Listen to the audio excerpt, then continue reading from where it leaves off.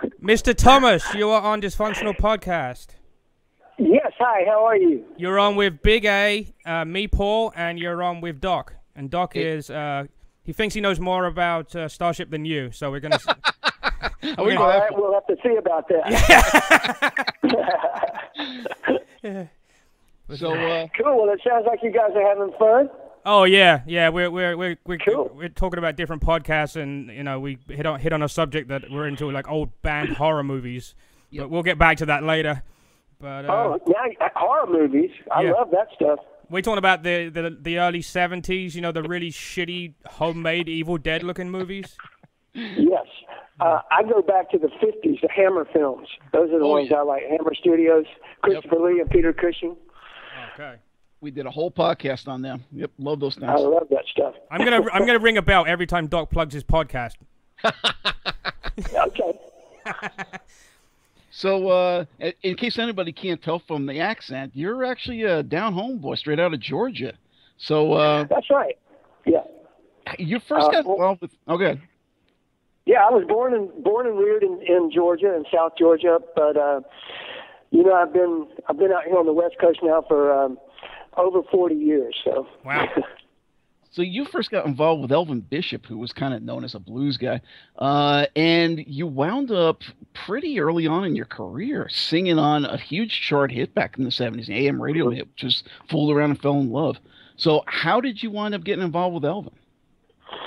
Well, the way I got involved with Elvin Bishop was I initially came to California back in the early 70s to sing with a black gospel singer named Gideon Daniels.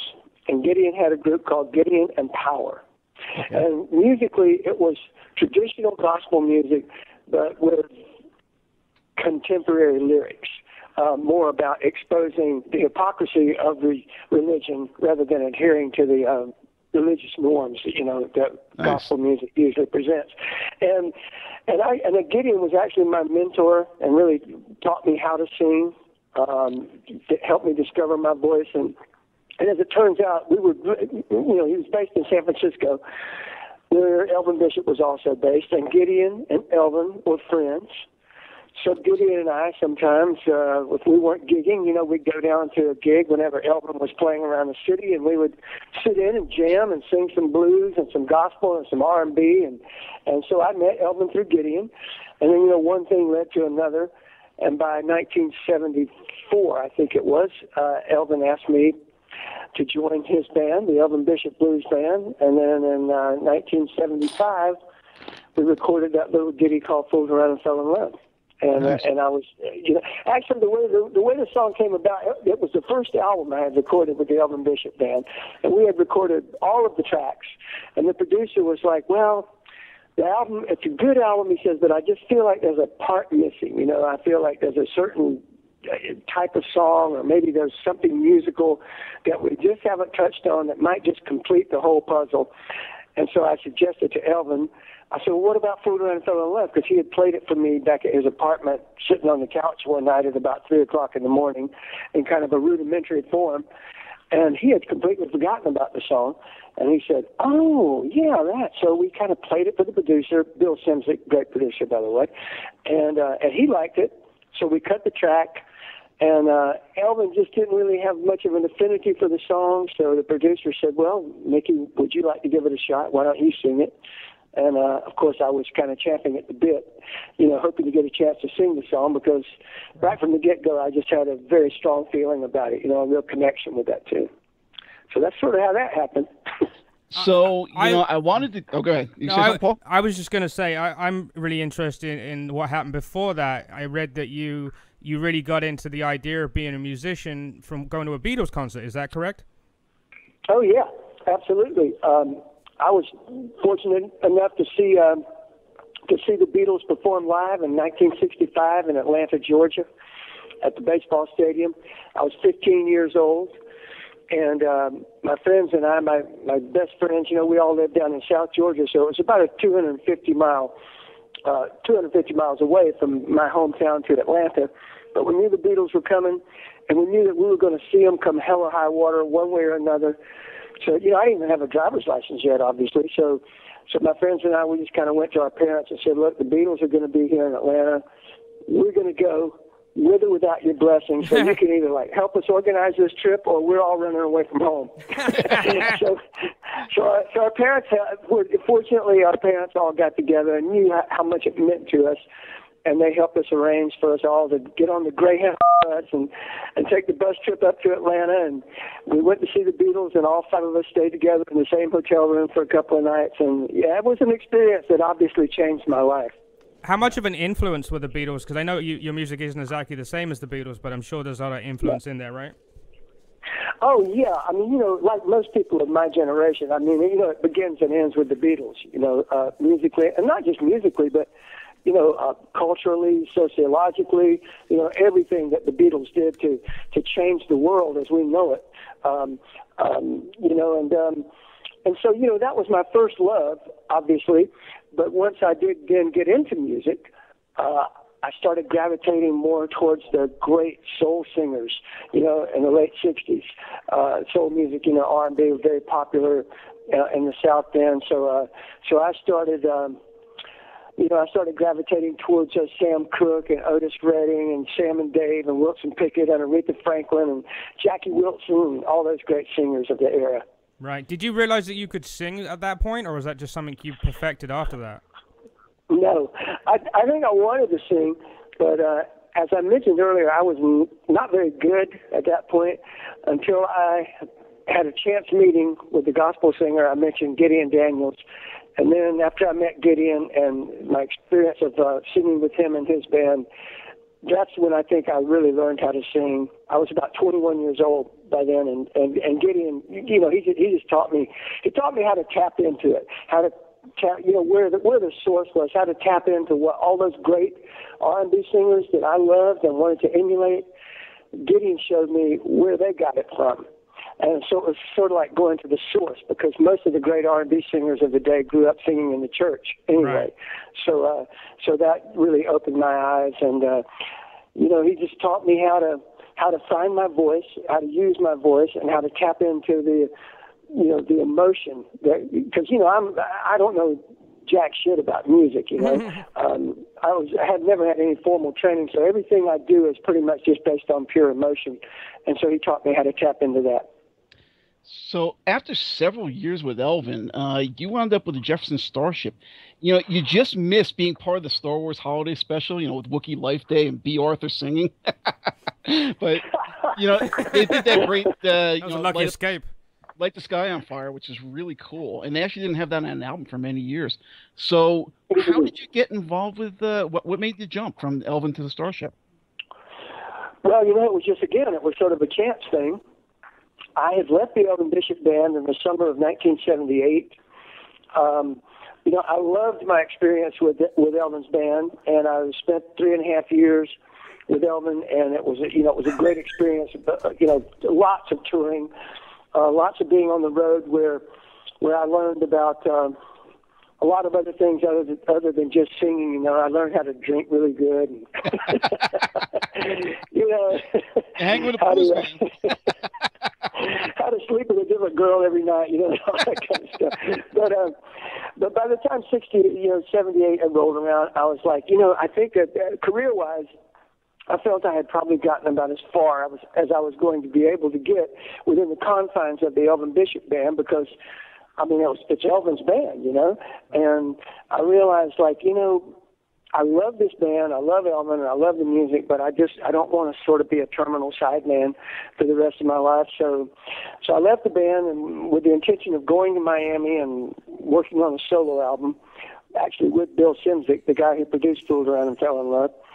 And so we were in the process of getting all the tunes together for my solo album and getting ready to head down to Miami, for several months and work on the album and complete that. And all of a sudden, early 79, I got a phone call out of the blue from the Jefferson Starship asking me if I would be interested in, coming over and meeting the guys and hanging out and jamming and singing some and see if it might be mutually acceptable for me to join the band as a singer.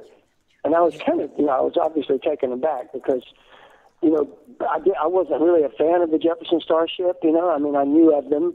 And I knew about the hit singles and, Miracles and Runaway and Count on Me and stuff. Right.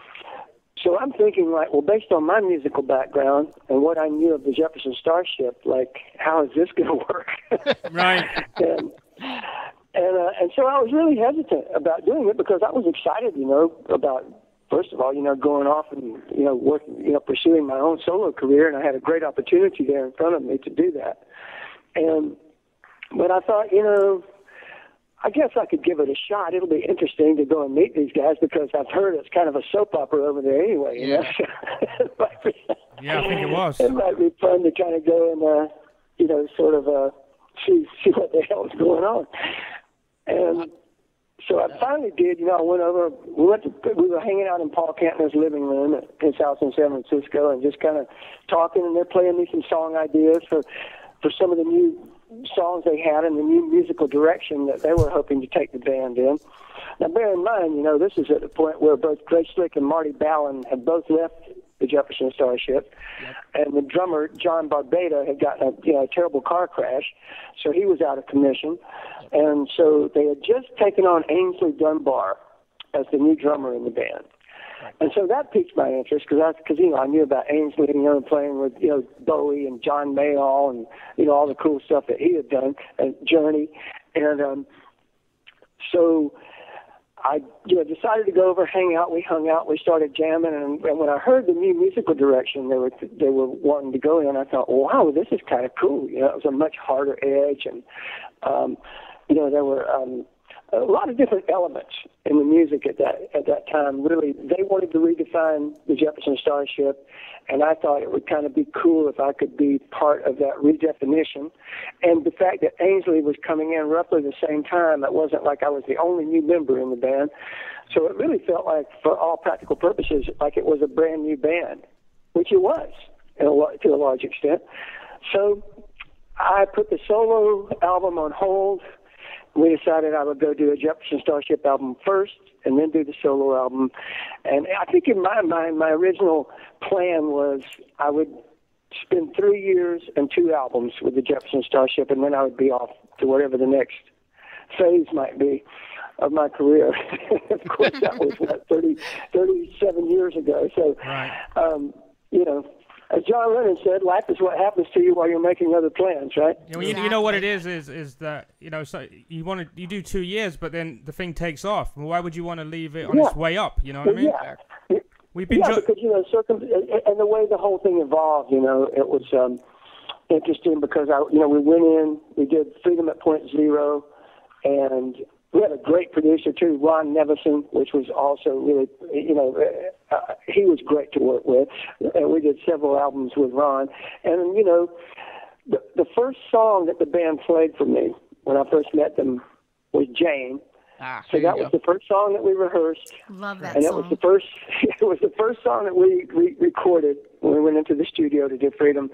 And, of course, it was the first single from the album, and it debuted at #1 on the rock track charts back then, which was, an AOR radio track back then. A lot of people don't know how that we kind of had AOR and AM radio back then, kind of 2 separate divisions.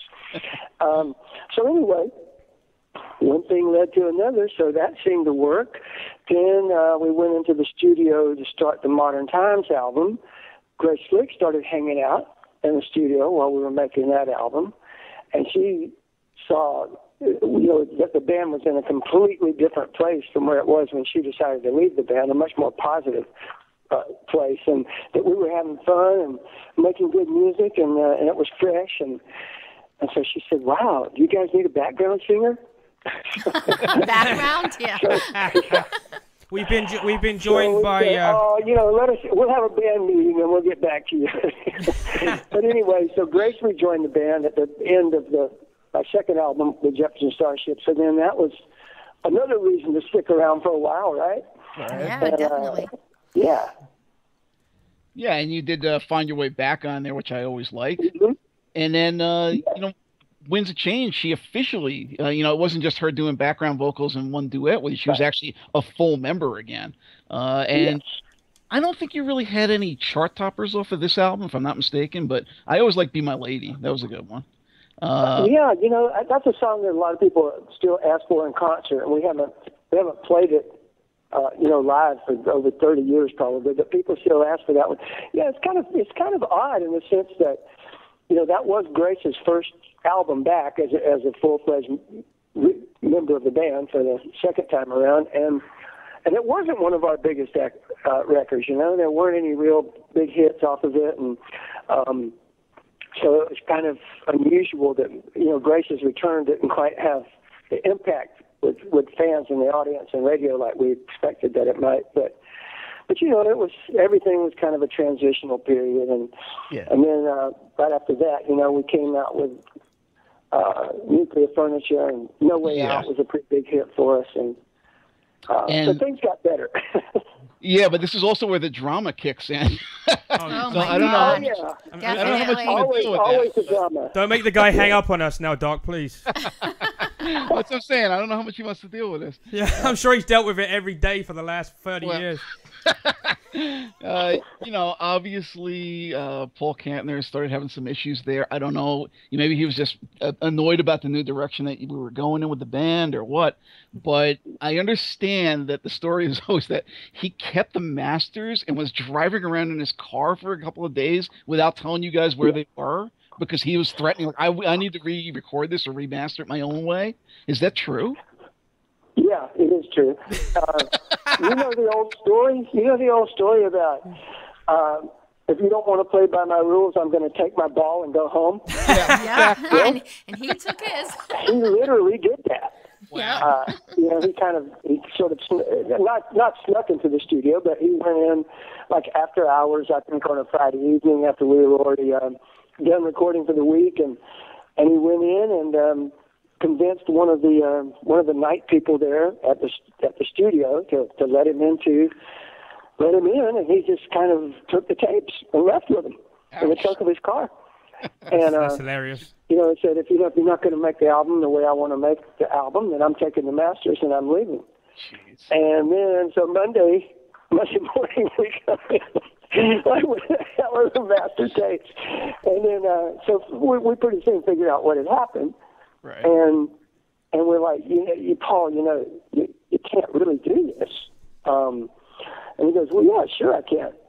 So we called up the record company, and the president of the record company then called Paul and kind of, informed him that, RCA Records has already invested $300,000 into this album, and we're expecting to pay another couple $100,000 before it's done. So you better bring the goddamn tapes back to the studio.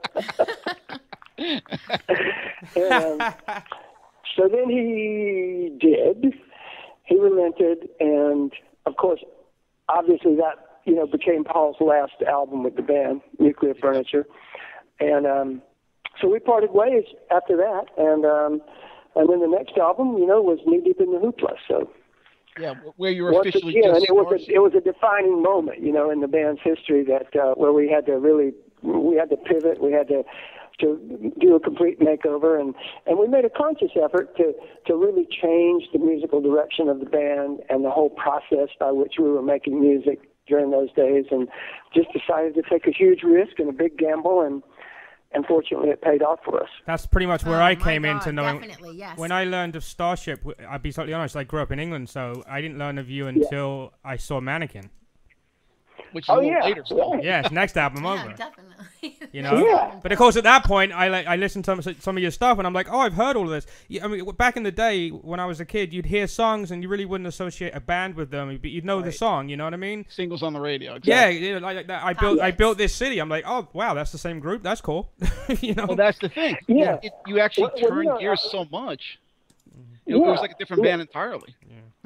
Oh yeah, definitely. And we made a conscious effort to, like as I mentioned, to redefine ourselves not only musically, but I mean everything. The way, like you said, the way we looked, everything. With Knee Deep in the Hoopla, it was a real cheerful kind of time in the band, a real uplifting time. I mean, it was the '80s, right? So, And as I mentioned, as I alluded to just a little while back, when I first came into the band, what we used to call album-oriented radio back then was hugely popular, and you didn't necessarily have to have a top 40 single to sell a lot of albums and to have a strong touring base and to be able to sustain a band, But by the time the mid-'80s rolled around and what then became known as contemporary hits radio, CHR radio, which is more of like what used to be AM radio, MTV was in full swing. You sort of had to have commercial hits to be successful as a band. So we decided to try to do that, and fortunately it worked out. So did you really change your style of music to be more commercial, or was it something you actually liked the way you sounded, the new version of you?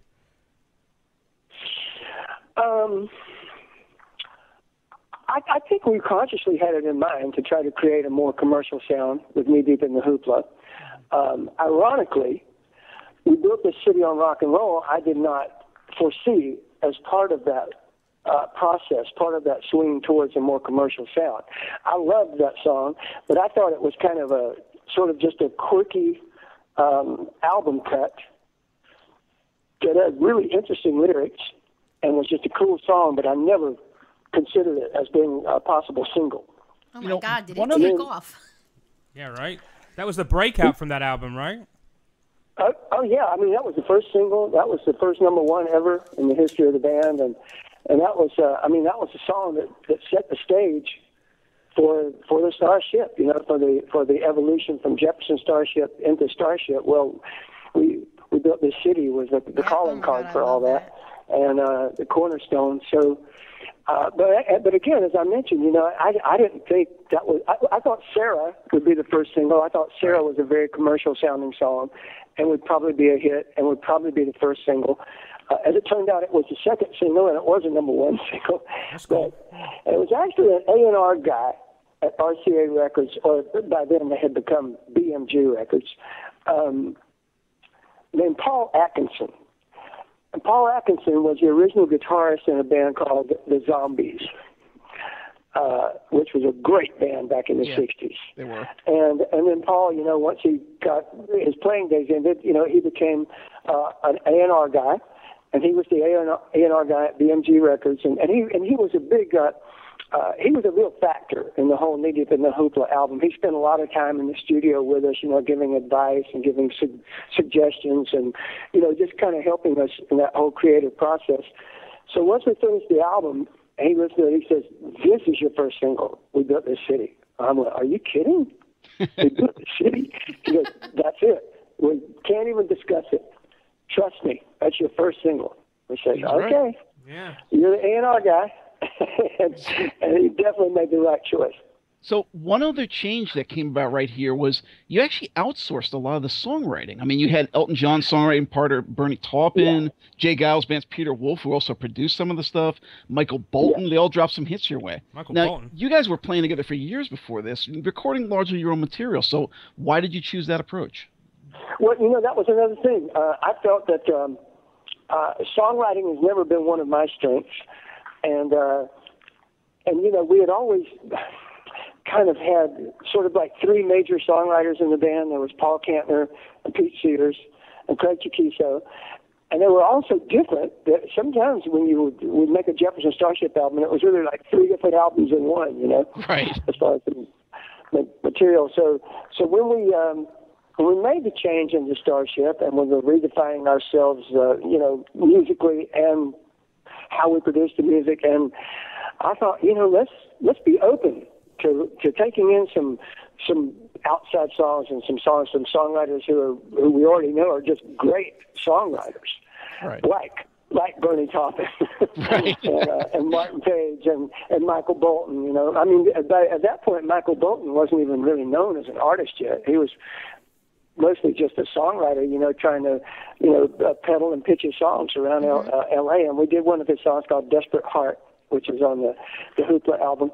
So, and then our producer Peter Wolf and his wife wrote Sarah for me. So that one had a real personal touch to it.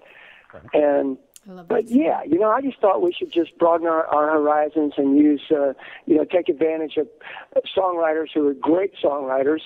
I've always liked that. I've always felt, like I mentioned, I'm not really much of a writer, and I always look at myself as more of an actor when it comes to singing. And just give me a good script and I'll sell it. I'll interpret it. But so I like to look at it from that approach. But I take all the songs on as my own. I try to sing them as if I have written every one, as if it's coming from the most personal part of me.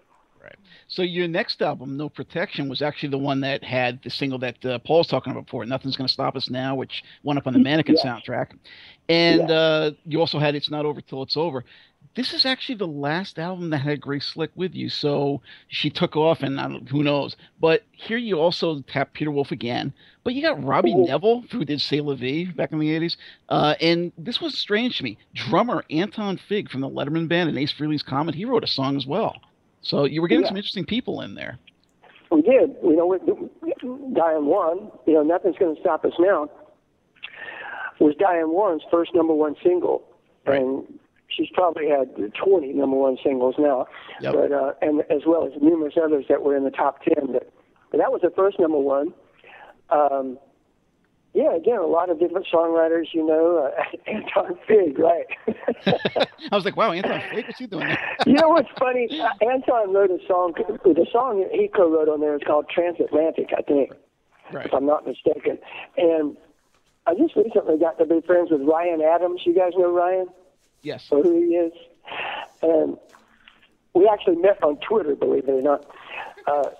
So I found out that he's he's much younger than me. Ryan, I guess, is probably mid-40s, so he's sort of a different generation. But I guess when he was a teenager, he was a huge Starship fan. Right. So we're talking, and he's asking me questions about that album, And Transatlantic was what we might refer to as a very deep cut.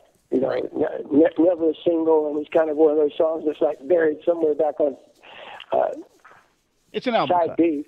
Yeah. I mean, then we side A and side B still, right? But so Ryan is asking me, he's going, "Hey man," says, "what kind of keyboards did you guys use on Transatlantic?"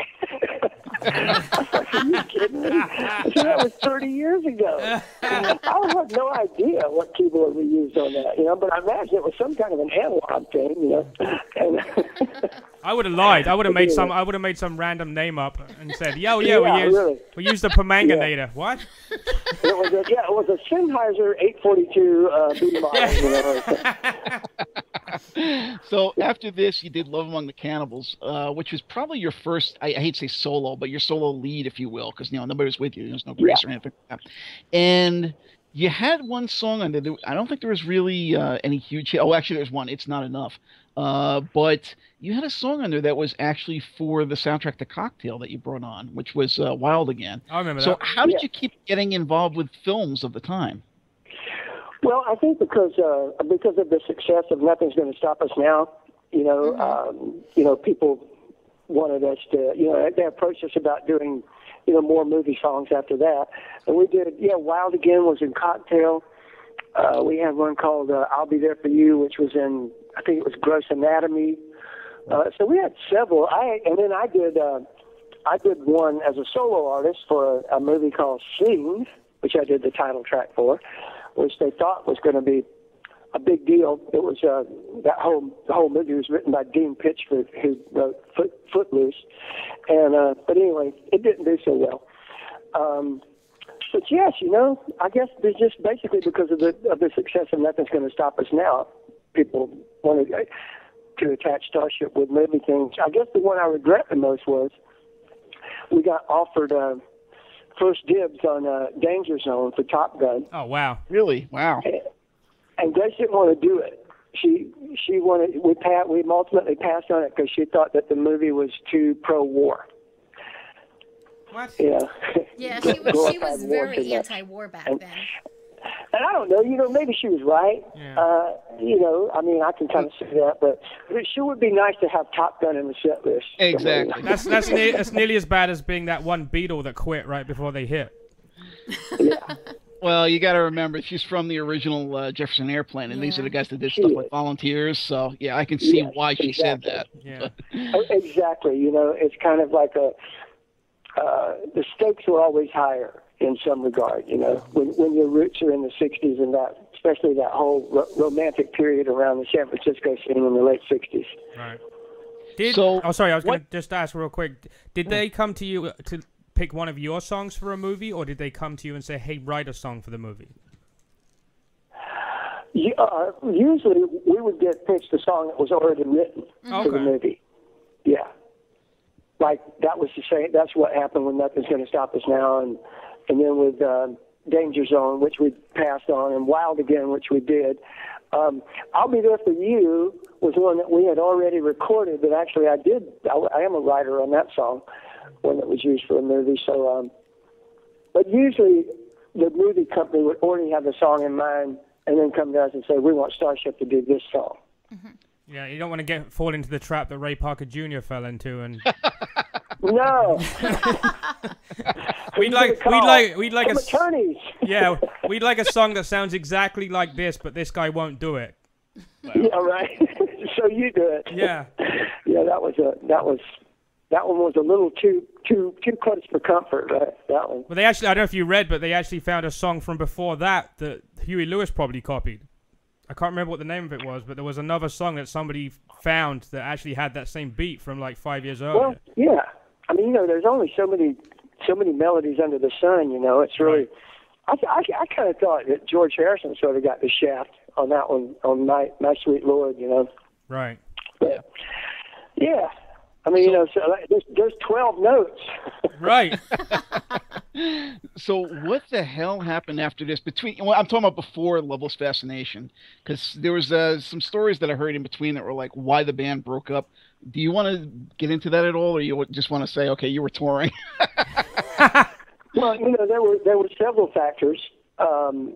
By 1989, 1990 in there, after Love Among the Cannibals, which, by the way, is my favorite Starship album ever. I think overall it's just really a great album. And when I listen to that one today, sonically, you know, musically, it really holds up. It sounds to me like it could have been recorded last week, you know. Mm-hmm. But anyway, several things happened. You know, Grace Slick had left the band again. And so we recorded Love Among the Cannibals without her.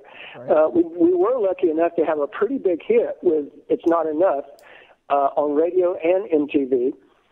And we were just getting ready to go on a big promo tour of Europe.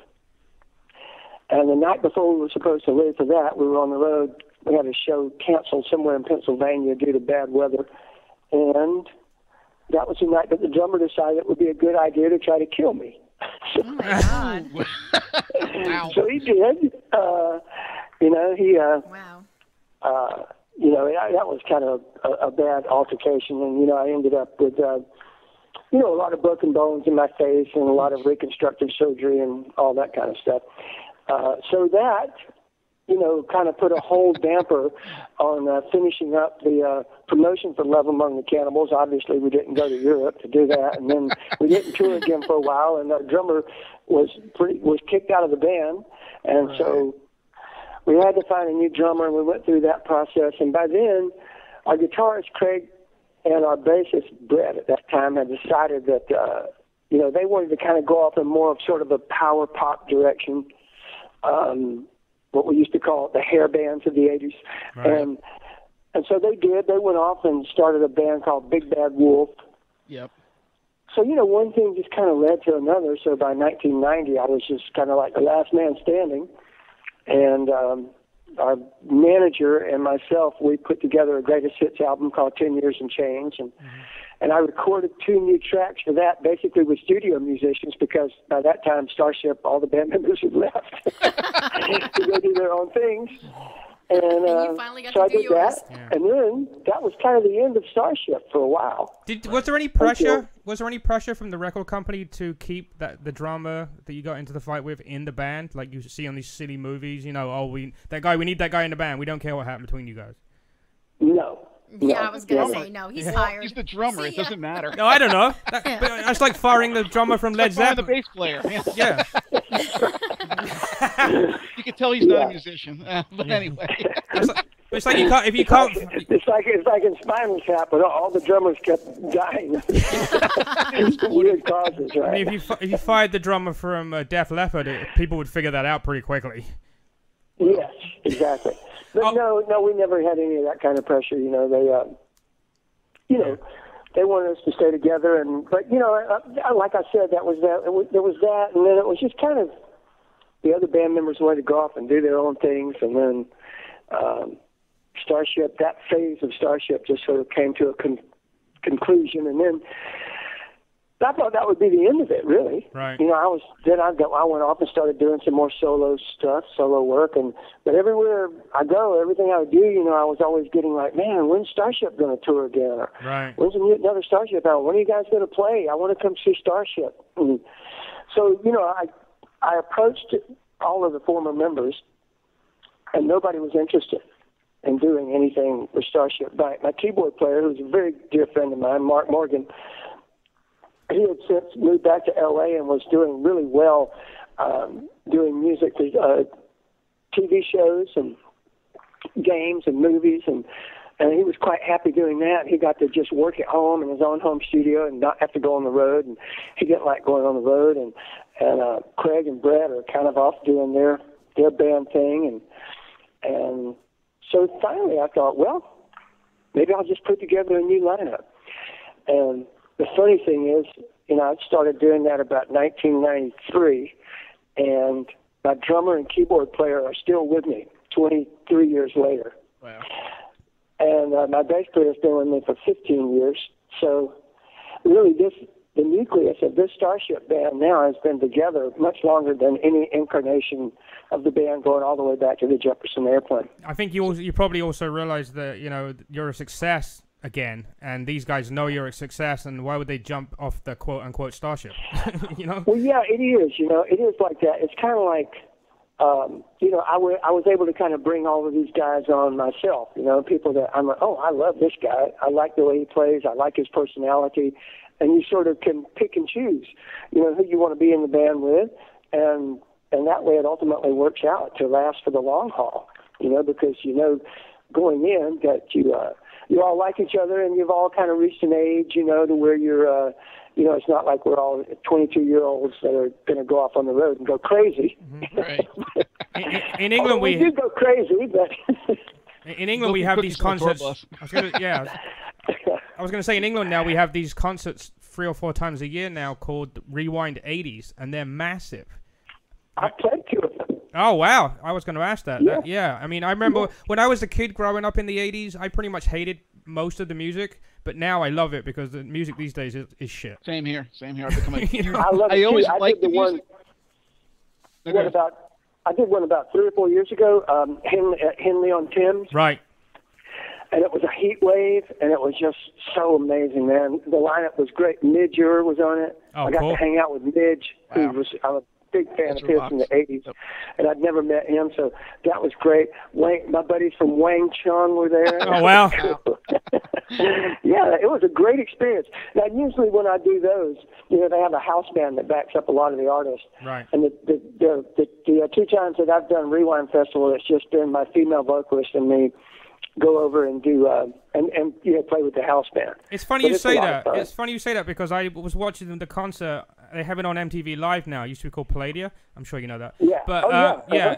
I noticed that the bass player was the same in 2 different groups, and I'm like, how is that possible? You know? Yeah. Yeah, and they have a good house band too. Yeah. So we did that one. We did Henley on Thames, and then the next year we did one up in Scotland. Right, Edinburgh, right? Or Glasgow? Yeah. And that was just great. Like, we had a blast on those. Yeah, I laughed when you said that it was a heat wave. You realize a heat wave in England's like 82, right? It was hotter than that, I think. I Really? mean, it was like record-breaking temperatures that year we were there. It was crazy. Going back to the Ghostbusters song, I just want to let you know that the song that everybody says that Huey Lewis copied was Pop Music by M from 1979. Oh, yeah. Yeah. They're saying that Pop music. Pop music. Yeah. Yeah. But it's the dun dun dun dun dun dun. It is the Ghostbusters beat song. So Huey Lewis can fuck sure off. is. Huey Lewis should give some of his money to M. Wasn't that more like Well, hit the B You know, square he or was a something good like? friend of mine. I'm going to ask him. Yeah, all right, Listen to pop music. yeah. So you were touring around with these guys for all these years, like you mentioned. What took you until, what was it, 2013 when you put out Loveless Fascination? What took you so long to put another album out? Well, there's a lot of reasons. You know, I kind of started and stopped a lot of albums along the way, and I'd go in, I'd record like, 4 or 5 tracks, and then I'd be off on the road, playing and touring, and then by the time I came back 6 months later, I'd be like, I don't know if I even like this anymore. Or, Right. this is so 10 minutes ago, and so I did that several times, and then what happened was, the longer it went on, it's like the higher the stakes get. Right. And the more you feel this pressure to make this fantastic, great album, But it worked. to try to live up to the pressure of taking so long to make it. And then finally, I met Jeff Pilson from Foreigner. Yep. Great bass player, Yep. great songwriter. And he said, "Hey man, just screw all that pressure. Let's just go in. Let's make a record like we used to make records in the '70s." And just get that kind of organic 70s feel to it and just have fun with it. And I said, that's a great idea. So Jeff really helped us pull it together and give it that kind of more of a, because, we were also like, I kept thinking like, we have to recreate the Knee Deep in the Hoopla or something, the 80s sound. He said, no, let's go back further than that, Right. back to the beginning. And so we tried to make a song, we tried to make an album, that felt and sounded like a 70s record, and I think we achieved that.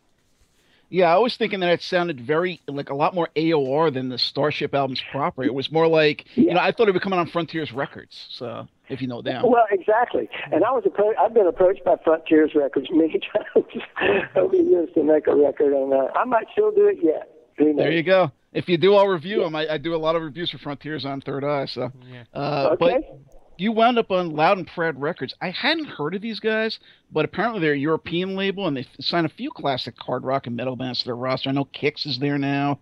They did a European release of a recent Queensryche album. So how did this one do for you? What I heard was actually pretty damn good. I think they signed the Winery Dogs, which I think that's such a cool name for a band. Right, Billy Sheehan. Yeah. Well, you know what? It didn't do what I would have hoped. I think it's a great record, but it's just so hard to have an outlet to expose, especially artists of our ilk. The heritage rock, classic rock artists. It's mostly that radio and fans just don't really want to hear about any new stuff. Yeah. I actually had a story that an A&R guy from a record label told me about 3 years ago. He said he took Springsteen's newest single into like the #1 classic rock station in New York City and said, I just want to hand deliver this to you because you guys have supported Bruce for so long over the years, and this is a new single, and I wanted to give it to you, and I want to listen to it with you for the first time.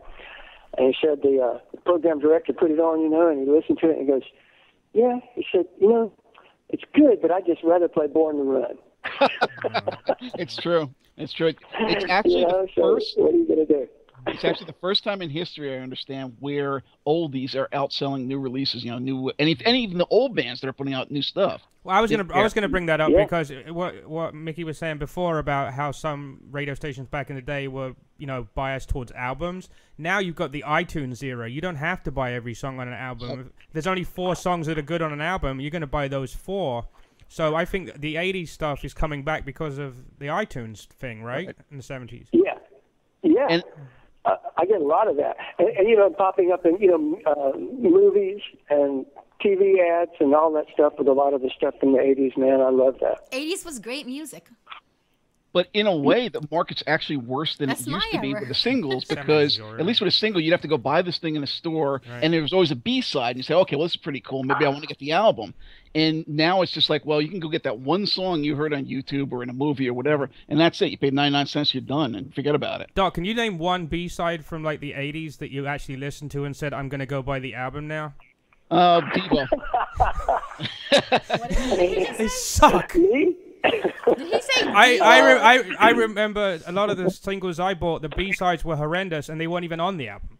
Well, a lot of times they weren't on the album. You're right about that. But, yeah, I mean, Devo, Adam and the Ants, there was a whole bunch of stuff back in the early 80s. So I was like, hey, this is pretty damn cool. I like this a lot. So let me go. I'm flipping the record back and forth. Let me go check out the albums, and there you go. So, Prince does actually happen. had some good ones. Who, Zappa? No, Prince. Oh, Prince. Yo, Prince had Oh, yeah, Erotic he City could- and well- 17 Days, and geez, there's some good stuff there. Yeah, some good pills too. Yeah, he's funny. apparently got the whole vault full of stuff, but who knows how much of it we'll ever hear? I don't know. Yeah. I would tell at would this bet point. that his family will be selling that stuff off really, really quickly. Just like Michael Jackson. Yeah, Michael Jackson, how those unknown albums are going to show up really soon. So what's next for you, Mickey? I mean, are you seriously looking at Frontier since they did? You said they did approach you, or you have some other plans you can touring? Well, you are touring. Yeah, I might. I'm looking at that. I'm looking at. I've been wanting to make a Christmas album I all was my gonna say, how life, about so I'm some thinking solo? about that. I've never done a Christmas album, and I love Christmas songs. So, Nice. that's something that's there on the burner. And as I mentioned my friend, Ryan Adams earlier. Who knows? There's a chance maybe we might do something together. He expressed an interest in that, which I'd be all in for that. So, Nice.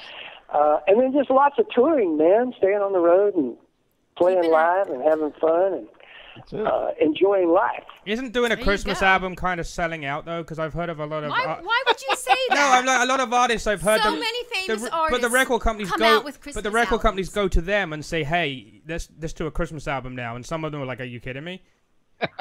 Look, if Right. Bad Religion can do a Christmas album and make it killer, I'm cool with it. So. I'd love to do that. But we'll be out there doing something. Trust me. Yeah, I'm definitely not going to be just sitting at home, Yeah. I'm Hanging looking my at. You gotta enjoy life. I'm looking through some of your upcoming dates, which people can see at starshipcontrol.com or MickeyThomas.com. You've got a date near us in Peekskill, New York, so I may be texting you to see if we can come see you. We do. We got Peekskill, New York coming up the end of next month. We Right. got Beverly, Mass. This coming Sunday. Let's see. A lot of the Louisa, other stuff's going to Virginia. be like West Coast and down in Florida. I'm going to be at Epcot at the Food and Wine Festival in the middle of September, which is Oh, wow. I think Oh, we've been doing that I'm for there. about 15 years straight now, which is a great gig, a really fun gig. So Nice. that one's always good. Nice. Yeah, that's awesome. We'll be out there.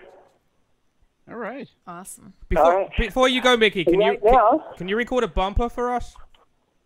Yeah, sure. I mean, you can just say, hey, this is Mickey Thomas from Starship, and you're listening to the Dysfunctional Podcast, or anything like that. Feel free to make fun of us, be nasty, do what you like. The Dysfunctional Podcast. Yep, you got it. All right, here we go. Hey, everybody, this is Mickey Thomas of the Starship, and you are listening to the Dysfunctional Podcast. Awesome. Thank awesome. you so much. So again, if you want to go see Mickey and Starship, you can go to starshipcontrol.com or MickeyThomas.com. Yeah. I had one more question actually. Actually two questions, and both of them you've probably been asked a million times. So the first one is obviously, where did the name come from for the group? The Starship? Yeah, well, The Jefferson Jefferson and obviously Starship was from Jefferson Starship. Well, Jefferson Starship just evolved out of the Jefferson Airplane name. Yeah. And as from the story I've heard, Jefferson Airplane, that name came from the Jefferson part. Jorma Kaukonen, who was the original guitarist in the Airplane, his favorite blues, he was well into the blues, and his favorite blues artist was Blind Lemon Jefferson. Oh. Oh, wow. So I know that's where the Jefferson part came from. Mm-hmm. And the decision to connect Jefferson to Airplane, I think, had to do with a lot of acid trips. It was funny. That's so funny because I was going to ask if the Starship thing came from LSD back in the 60s. I was actually going to ask you that. So, yeah. My understanding of this is that when they went into the 70s, they decided to do more of like a sci-fi trip because, they were doing heavier drugs or whatever. Yeah. So that's why they went from an airplane to a starship. Yeah. There you go. Then when it became Jefferson Starship, that was more just kind of an evolution of, going from the airplane to the Starship, Right, from the earthly bounds to the future, to space. Okay. The other question man. is, the other last question for me is, did you ever get a chance to reconcile with Paul before he passed at the beginning of the year? Not really. But I didn't really have any real hard feelings. We just never had a chance to really cross paths or talk a lot. Mm-hmm. So I wouldn't say that we had a real reconciliation ever, but I would have I would have embraced that if we did do it, and I was his passing affected me a lot more deeply than I imagined that it would have. Yeah. You know, it was a tough day. Yeah, As long as forgiveness is in the heart. You know, I always thought that, you know, most people, they don't really have bad stuff to say after the person's passed. You know what I mean? Even whatever happened, it's like, you know, water under the bridge, and they kind of wish that they'd, you know, had a chance to sit down and have a pint with them, you know? Like life goes on. Yeah. It's been a lot of years. And I'm just not the person. I'm not the. You know, it's not my personality to hold a grudge anyway. Right. You know, I'm just. Yeah, I would have been open any time to sit down and, you know, have a drink and discuss old times with Paul. Yeah, that's cool. All right. All right, guys. I think Well, we're good. thank you so much. Thank you so much. We really, really Speaking of appreciate it. drinks, I'm going to go have one. Yeah, Oh, there absolutely. you go. Sounds good. I'll join you. Have a pint for us. I will. Take care, You guys. too. Thank Take you care. so much. Thank you. All right, you're welcome. All right, take care. Bye-bye. Bye-bye. God bless. Bye-bye.